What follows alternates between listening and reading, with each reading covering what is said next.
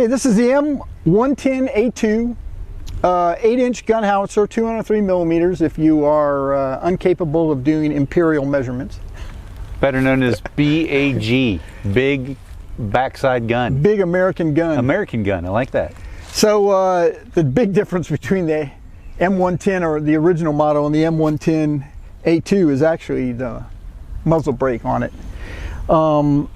This was one of the last versions, or it is the last version of the 8-inch gun howitzer that the U.S. Army and the Marine Corps had in inventory. The shells on these things weigh 200 pounds.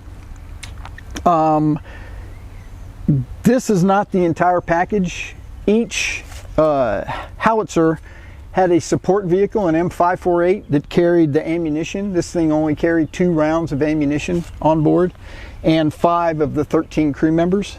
You can see the seats, or what's left of the seats. 3 of them sit here, and then you have a driver and the, I guess, track commander. The howitzer commander sat to the left side of the gun. I don't see any sights in this thing. How do you sight this? So, sighting artillery is exceptionally complicated. You have to put stakes in at 100 yards out. And no public school math? No. There's a lot of math involved in artillery plotting. They're very big on very accurate maps. Nowadays, all artillery is computed by computers. Actually, you can do it manually, but that's the last thing you want to do. The new ones are way more accurate. Which is probably a good thing, because there's been more than one instance in history where they set the thing up 180 degrees out of... Or 90 degrees out. Yeah, and shot, and they're like, where'd my shell go? And it went the opposite way that they thought it was supposed to go. Or they dropped rounds in farmers' fields outside of Fort Sill during training. Neighborhoods outside of Fort Georgia. So we'll wander on over towards the back of this thing. The way you emplace this, because of the recoil. Well, first off, actually, we're out here at Camp Mabry, again, right behind the Texas Military Forces Museum in Austin, Texas. If you ever get a chance to come out here, a lot of static displays, a lot of good information inside the actual museum. All right, so you were saying, sorry. This is the spade. So when you got into your position where you're going to fire from, you lowered this into the ground, and it lowered in till the dirt was about to the very top of it, and you just backed up on it.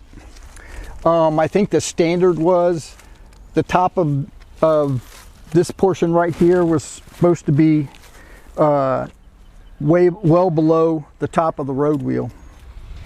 So you backed it into position. They had they had a really slow rate of fire, 1 or 2 rounds per minute. And that happens to deal with the fact that the round weighs 200 pounds. Was this a manual load? Did they have like... No, it was a hydraulic load. You could do it, you could load it manually, and apparently... Several very strong men. You had to have very strong men to do it. But I mean, the support vehicle could park here. No, a support vehicle wouldn't park too close, but it was a 2-man carry to bring the artillery round over. Right. You have this, there's a little tray right here. I don't know if you can see that, a thing that looks like a bicycle chain on it. So you'd put the round on that, and it would rotate it around, and then it would load it into the gun. Oh. If you did it manually, you did not have to depress the gun all the way down. Keep going. So yeah, this is the tray. There's a whole hydraulic thing on the other side that'll swing and then I think that's where they stored one of the rounds, and the other side is where it is hydraulically lifted into position. But if you use the hydraulic loader, you had to depress the gun. If you did it manually, you did not have to depress the gun. So you sped up the process if you did it manually. Yeah. And you didn't have, when you're not moving the gun around, you're saving on adjusting for fire. Makes sense. They are pretty quick. They're not all that heavy.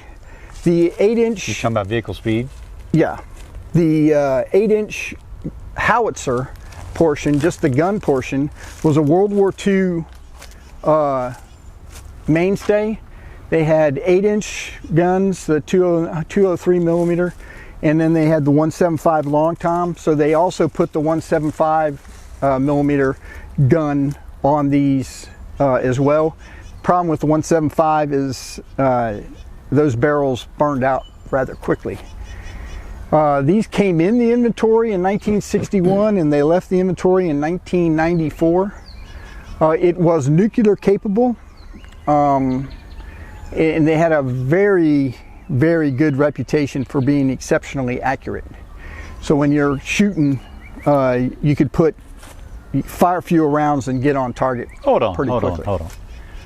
So I'm going to throw a nuclear weapon. Hey, you don't really care no that more much than about 13 miles. No, this is The range on this 19 thing's miles. Like 19 miles? Yeah.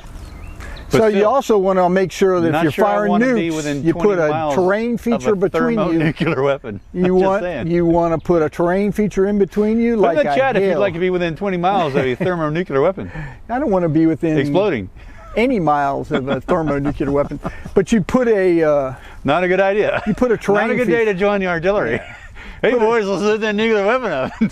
You toss it over that hill, it'll be okay. you put a hill between you, and you also Better be a pretty big hill. put everything up, and you get ready to scoot because you're not firing a follow-up round. You're going to fire and go. Shoot it downwind, not Yeah. upwind. So in 1994, the United States, is either 93, 94, the United States unilaterally did away with all our capable artillery systems. The next year, the Russians did the same thing. Nuclear capable artillery is kind of a neat to have, but it may not be all that efficient to have. And it's very hard. We just had a minute ago. It's very, very, very hard to maintain nuclear capable rounds. I had a friend of mine who used to actually count them, and he said when you'd count them, you had to wear a special suit, lead lined and all that, but you could feel warmth coming off That's not good. of an artillery round, and he said it never made you feel real good about grabbing something that was only warmed by nuclear energy. Right? That's like my first deployment. I came out to some of the soldiers to work for me. I was a single detachment commander, and they were standing in front of a troposphere rig because it was warming them. I was like, that's not a good plan. Now you won't have children. Yeah, exactly. So weren't you telling me, are you done with it? Because you were telling me something about they use the barrels later to be bunker buster bombs or something? In Desert Storm, they wanted to be able to penetrate bunkers. We had built well over 1,000 of these things, and they were on the way out during Desert Storm. So they took the barrels off, and the original bunker busters were made out of the barrels of these with lots of explosive in, but because that steel, when you manufacture a barrel, is super hardened, it could take the pressure of being buried in the ground and bury itself deep and then go off. So it's a very, very, this is an old system. They've been out of the inventory now for 30 years. But they are still in the inventory in, I believe, Greece. Possibly Taiwan has them. Maybe one or two other countries. You have to worry about barrel burnout. You can't fire a barrel forever. Your accuracy, the more you fire it, the less accurate it is. So this is, you will also notice that it's uncovered. So there's no protection from the elements or from people with rifles or firing artillery, any kind of counter battery. You have no protection whatsoever for yourself. But they do it makes it for being very light. There was a canopy system that could be put over it when you're driving. The driver sits underneath that hatch up front, so he's out of the weather, but other than that, everybody else is sitting outside.